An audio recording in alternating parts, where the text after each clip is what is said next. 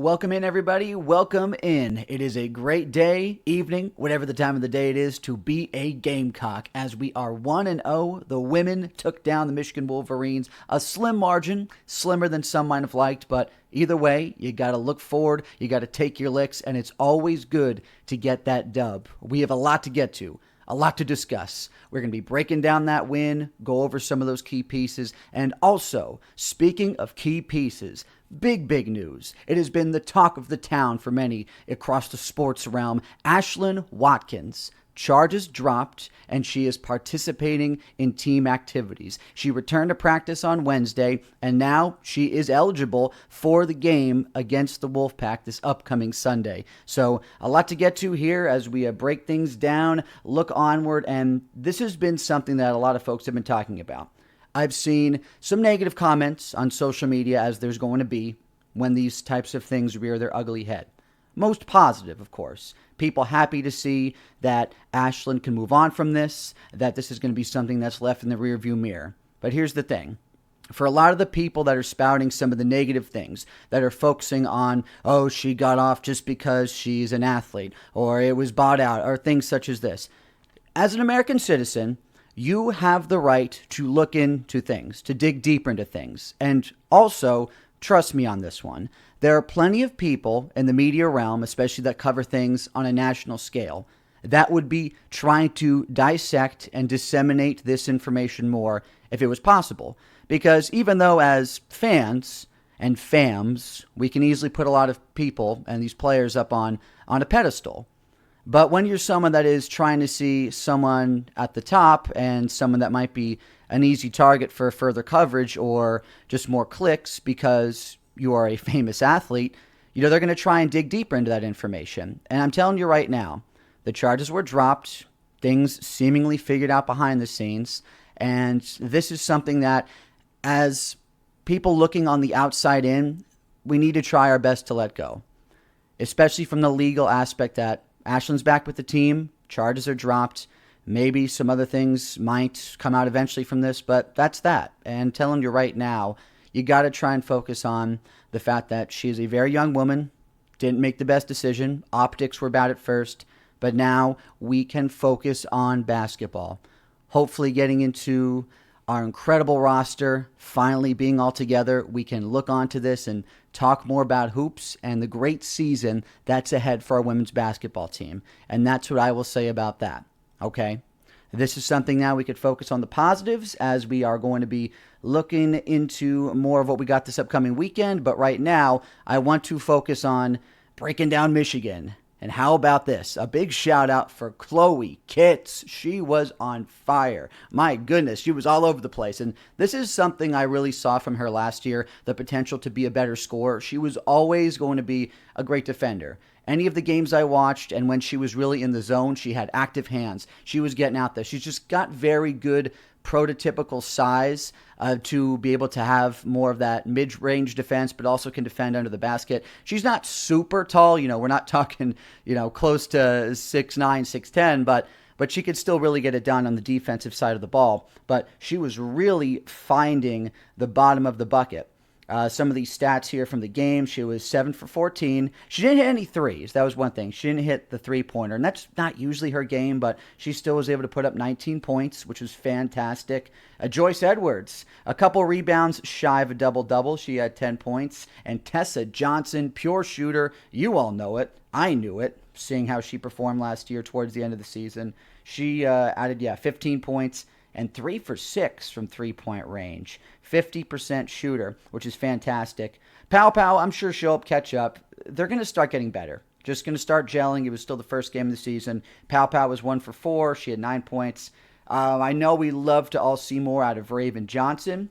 She only had 2 points, and she was 0 for 8 on field goals. But I know she's going to get better. It's just sometimes when you have that transition from long off season, you get into your first regular season game, and also things don't go well right off the bat, which they didn't. Michigan definitely came out guns a-blazing, and the young guns a-blazing. I'm talking Silas Swords from Michigan. She was on 9 for 19 with her field goals, 2 for 6 from 3, not bad, but 27 points from the freshman. And also, as we talked about in the first podcast, Hobbs. She was really putting up a lot of shots, but she got 19 points herself, the leading senior of that Wolverine squad, and they were scrappy, and I knew they were going to be scrappy, throwing a lot at South Carolina, hoping that those buckets went in, and they did. They truly did. But South Carolina got that 6-point victory. It was great for our women. Love to see it. And there's just going to be a lot of improvements to be had across a lot of the roster. There's no doubt about that. This is going to be something now that we have to build off of. We can finally see Watkins getting meshed in with the roster, and that's just going to add a great defensive strategy as we look towards the big game. We got a top 10 matchup, ladies and gentlemen. It is going to be a big one this coming Sunday, 3 p.m. After everything you got to go to, perhaps some going to a busy brunch, some religious services, doing some yard work, whatever y'all got going on early on your Sunday. It's going to be a must-see basketball game. The Alley tip-off up in Charlotte, 3 o'clock on ESPN against the Wolfpack. They say go, Pack, go. I say no, Pack, no. Our Gamecocks are going to be going up there, and it's just going to be a great atmosphere. Always a fantastic time. I said this the first podcast as well, when we could see teams from the Carolinas, when it's especially one from North Carolina, South Carolina. You're going to have your in-state rivalries, but just to have that squad meetup from across the border of the Carolinas, it's always fun. Whether it's Duke, whether it's NC State like it is this weekend, really, really excited about it. And it is going to be a lot of great energy up there. I'm hopeful that they really pack the fans into the arena up there. It's just going to be a great time. And honestly, it's a Spectrum Center. It was getting away from me for a second. The Spectrum Center, yes, up in Charlotte, where they will be packing in those fans. But this is going to be a good one. It's always nice early in the season. Maybe not so much if you're the team on the losing end, but from a fan aspect, you got to love top 10 matchups and just the hype that comes with them. And as we look into what's going on here and we get ready for this big game, we have to, of course, look at the roster for NC State and see how they are looking into the season. Because you know what? Hey, if you recall, everybody, yes, South Carolina won last year. Yeah, they did. They beat them in the Final Four, 78-59. 78-59. They said, see you later, sent the Wolfpack packing. But now they will definitely be looking for some vengeance on this one. It's a Final Four team, so nothing to sneeze at here as we really settle in, starting to get to some gritty games already out of the gate. But as a top program, you're going to have to expect that, especially with scheduling. And here we go. And this is from GoPack.com, was just scouring some of the articles that they have shared, that their team site has left available, or some of their own writers have drawn up here. And a couple of the players I've been looking at definitely poised to make a jump or at least keep some good production from last year. And no surprise, it's going to be members of the All-ACC team preseason going into this, and that is Sanaya Rivers and Isaiah James. Got to watch out for Isaiah James and Sanaya Rivers. And also, newcomer, got to watch out for Zamaria Jones. Got to watch out for her. She is an ACC newcomer watch list player. But as we go into some of the roster that's been more productive and is already garnering more of these preseason honors, Rivers did a great job last year. She averaged almost 13 points a game last season, 6 rebounds, almost 4 assists, 2 steals. And a block per game, not too shabby for the 2023-24 season. So that's going to be something to really watch. She's definitely going to be trying to get some active hands in there. And I would anticipate her to try and increase more of her scoring production. And she's going to try and be around closer to 15 points per game this season.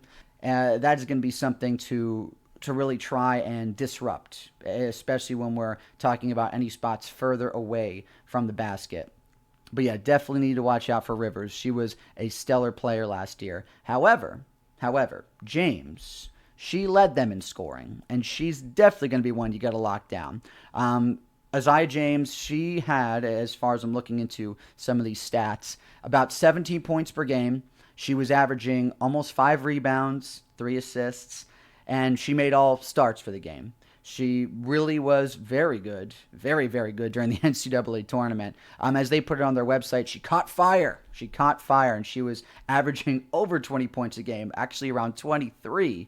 And that is really, really something that you have to do. You need to have your key players in key moments. NCAA tournament, find that extra stride or just an extra fire within you to come out on top and to make more of these plays when things count. The regular season is very important. You need to get your positioning in the NCAA tournament. But when you can play your best basketball in the postseason, whether it's a conference tournament or whether it's the NCAA tournament, that's just showing you are going above and beyond. So James is really going to be one in this type of atmosphere in a big game like this one against the number one team in the country to really watch out for. She had 31 double-digit scoring games last year, so really need to watch out for James. That's really two of the more players I'm going to be worried about going into this one to try and make sure that they are cooled off. But Zamaria Jones, as incoming freshman, she's definitely going to be one to watch, no doubt about it. Still have stats to build on. This is going to be more to a point where we're just settling in and we're trying to see how some of these players are going to be performing. But she was a very touted recruit. She's actually from Greenville, North Carolina, not Greenville, South Carolina, North Carolina. And her high school was North Pitt. Very, very good. Stellar scorer there. McDonald's All-American. And with some of her stats, she is definitely going to be one to see more of that carry over to the college game. High school, of course, as it was, she averaged 29 points a game. Very, very high capacity scorer and shooter. So she's going to be one of the young guns to watch. Zamaria Jones. And that's just been something, too, with this women's game. I don't know. Maybe it's the newfound passion of fans and that more eyeballs are on the sport just to give that little extra kick, little extra fire that I just stated before to some of these players to give them that motivation.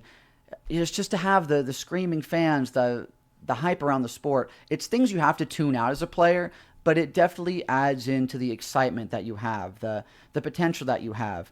And, just something down the road more to look forward to, especially with all the eyes on the WNBA now. You deserve to have fans with all the talent that is in this sport that was not viewed before.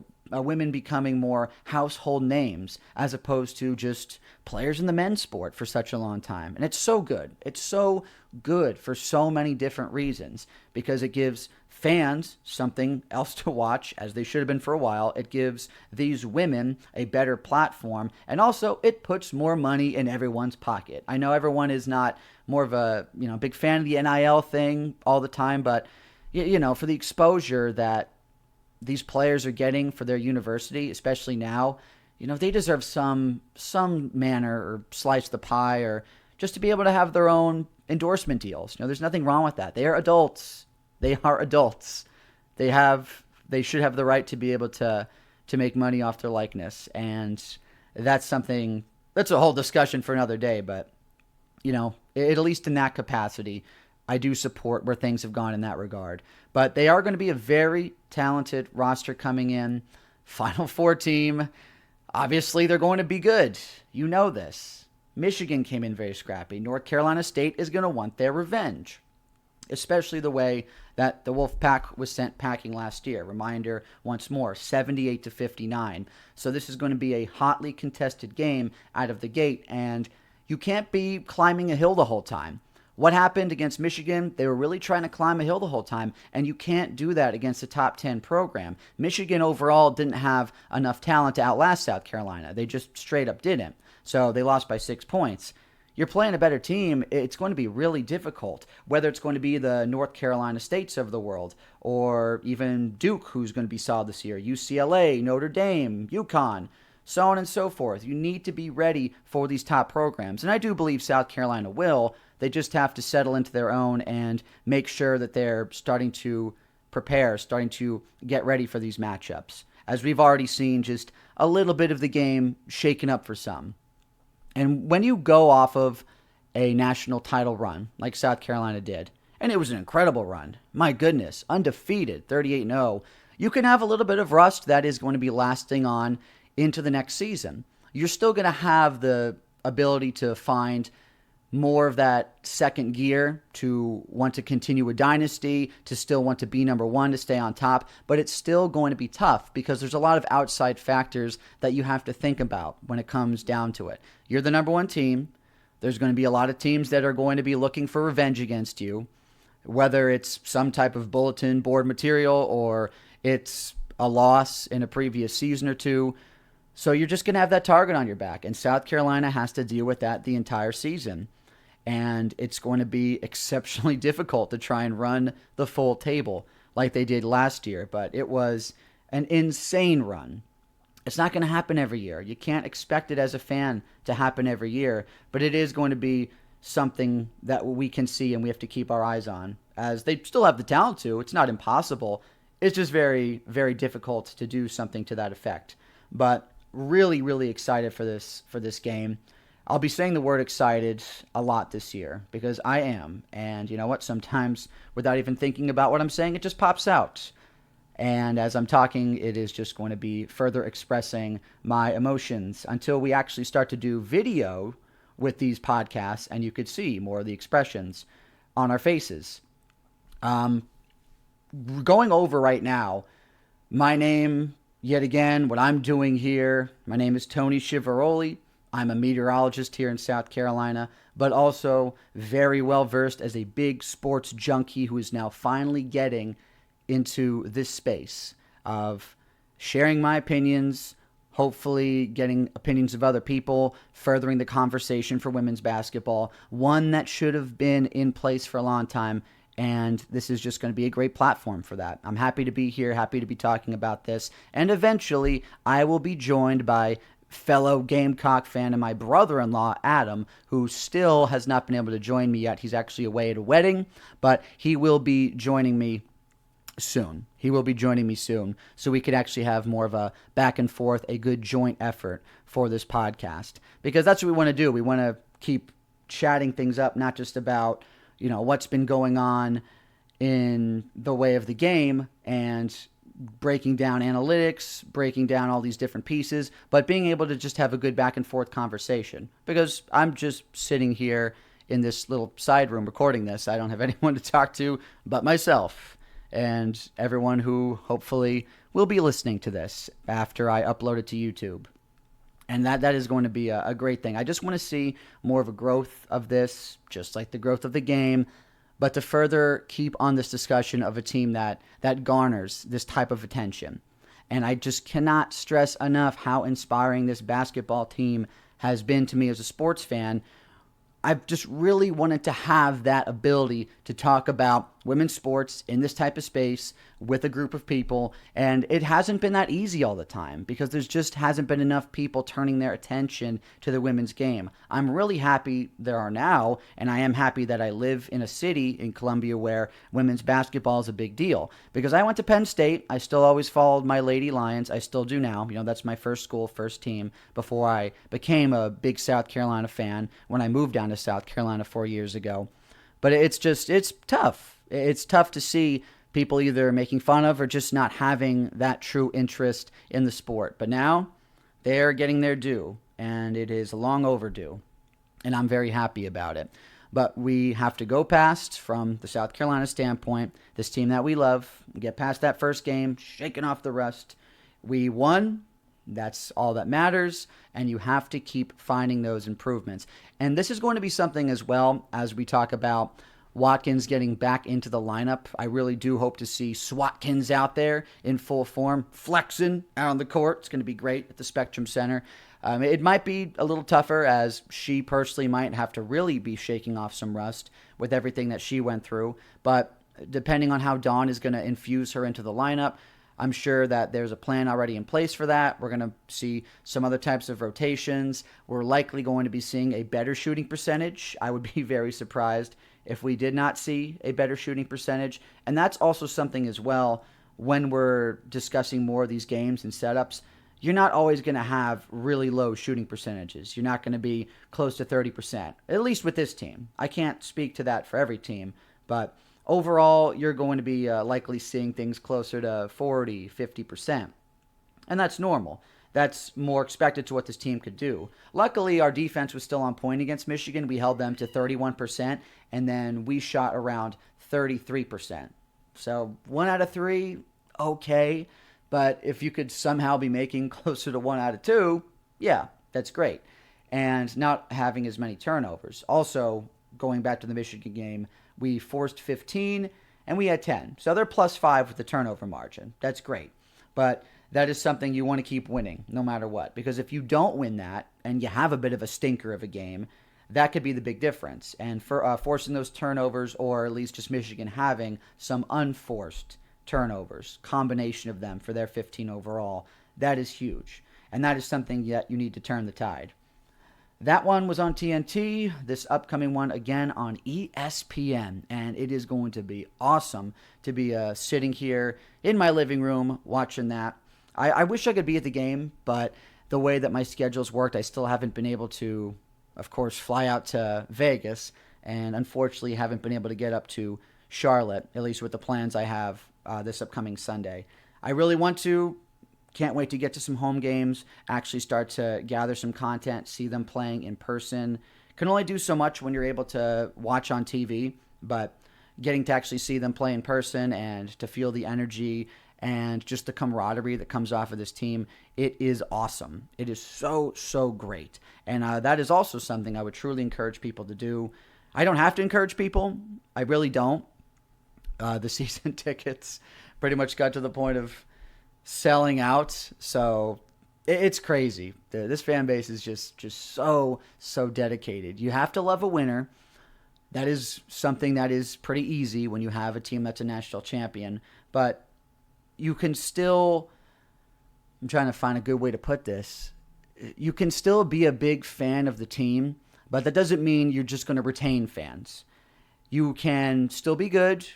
You can still be great. You can still be a championship caliber team for a few years, but it doesn't mean that everyone's just going to stick around. Some might lose interest. Some be like, yeah, maybe women's basketball isn't for me, but that just doesn't seem to be the case with this team. People love the team. People love this school, no matter even whether it's women's basketball or whatever sport, whether there is success. It's just a great fan base, and that is something that I can attest to as well, coming down from Pennsylvania and getting welcomed into the Gamecock fan base, a great and welcoming fan base. It's just been just a great sense of community and camaraderie to be a part of as well, and I really do think that that feeds into the teams that play here. There's only so much that can happen out on the court. You are out there on your own. You are a player, whether it's a team sport or not, you still have to perform. But just to know that you have all these random people that you don't know backing you, that will always have your back on social media, have your back in person, whatever. It definitely adds to the tenacity that you're going to have out on the court. And with our entire beloved roster trying to get together on this, I am really, really happy that they can all do this. And I can't wait to hopefully see an entire team picture with everyone together now, them making their Instagram posts and silly TikToks. It's just fantastic. And it's all something that comes together in a team bonding standpoint. And this is going to be a first big test for them. I'm not sure if there's going to be some other crazy things or if there's going to be another slow start against NC State. Easily can. But they could also have a slow start against us because it's two very talented rosters. And this is just going to be something that you have to be prepared for no matter what. Also, everyone, before I start to get towards the end of this and wrap it up, I don't know if anyone heard my cat Moon meowing in the background, trying to get my attention while I'm recording this podcast. She snuck in through the door, which I apparently left ajar. So if you did happen to hear any little high-pitched sounds or squeaking, that was my cat Moon. She has very high-pitched meows. So apologies for that, for those of you who made it to the end of this podcast. As we go on into the season, that is what we are seeing for this upcoming weekend. I am so excited about it. Super excited. But we do have a lot of games to look on to after North Carolina State, just to keep things grounded in more of a shortened sense. We have a lot of primers that we're going to be seeing very talented programs coming up. Should be able to handle easily. Coppin State, East Carolina, should be blowouts. I hate to just go through games and say they're going to be blowouts because you're still playing Division I caliber athletes, but It's just not to the level that you're going to see like South Carolina with some programs. There's just too wide of a talent gap.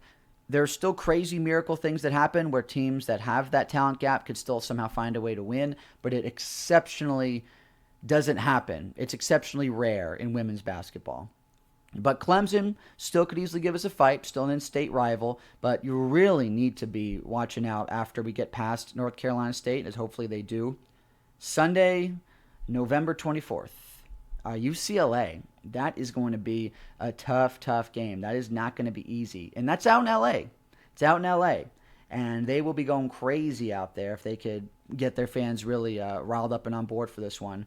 I'm sure they're doing some big marketing for that one already. But that is going to be at 4 o'clock on FS1 on November 24th. Really need to watch out for the Bruins. That is going to be a tough squad, especially on the road. You need to be careful with these top 10 road games. They're never going to be easy. They are never going to be easy. And I still don't know to the caliber that South Carolina is going to be if they'll still be able to recreate more of the dominance they found last year. So these could be a little shaky. And then you have the Fort Myers tip-off game. Big one against Iowa State as we get towards and very close to Thanksgiving. This is going to be, reminder, again, November 28th. And Iowa State right now is ranked 8th. So you don't have any breaks. To put things lightly, out of the gate for South Carolina, whether it's going to be approaching Thanksgiving or even getting just after. Because when they come home for the SEC ACC Challenge, they got Duke coming to town. And they're almost a top 10 program. That is December 5th, Thursday, December 5th. And that's at 9 p.m. That's also on ESPN. And all these games, I'm not sure about the Iowa State, South Carolina one. I forget about the TV schedule for the Fort Myers tip-off, but all the other ones are nationally televised. UCLA on FS1, Clemson is on ESPN2, ESPN for North Carolina State and South Carolina, and then back on ESPN against Duke on the 5th of December. And it is just a gauntlet of a schedule, and that is just something that this team, as we get towards tournament time, you have to say hypothetically, maybe there's a few missed steps, couple miscues, couple losses. It's possible. You need to be ready for it as a fan. You can't get pissed off as a fan. You can't just completely lose yourself if this team loses just because they went undefeated last year. And I think most people can be grounded and understand that. But come tournament time, even with a couple losses, and if they're very close still, you're still going to be way up there. You're still going to get such a high amount of respect looking at the end of the season because of how hard the strength of schedule was. And they are second to none, to nobody out there with all of these teams that they play. And that is what we are going to be settling into as we give you that look into the future. But we got all these games. We're going to be trying to break down as many as we can, even the smaller matchups as they come at us. But big one on Sunday. Wolfpack. No pack, no is what we are saying right now for our women as they head up to Charlotte with Ashlyn Watkins in tow. Joining the team, ready to mesh, whole beloved roster together. Let's go Gamecocks. Thank you, everyone, for being here as we go into more of the depths of our schedule. And also have to give a quick prediction as I close it out here. And for this game, I know it's going to be a tough one. I do think they're going to be shooting better, though. So to that point, I will say Gamecocks by 10. Being a little conservative still here, just with the way the first game went. I think it still could be close at some points, but I'm going to go Gamecocks by 10, perhaps 12, as we close out this second podcast of Ladies First. Raised as a gentleman, so I always know it's ladies first. That's going to be something I'm trying to incorporate more into these pods, especially as we started out. We're still getting our footing, though. Thank you, everyone, for being here. Appreciate y'all. Have a great rest of your week. And I could just keep saying it because why not? Let's go Gamecocks.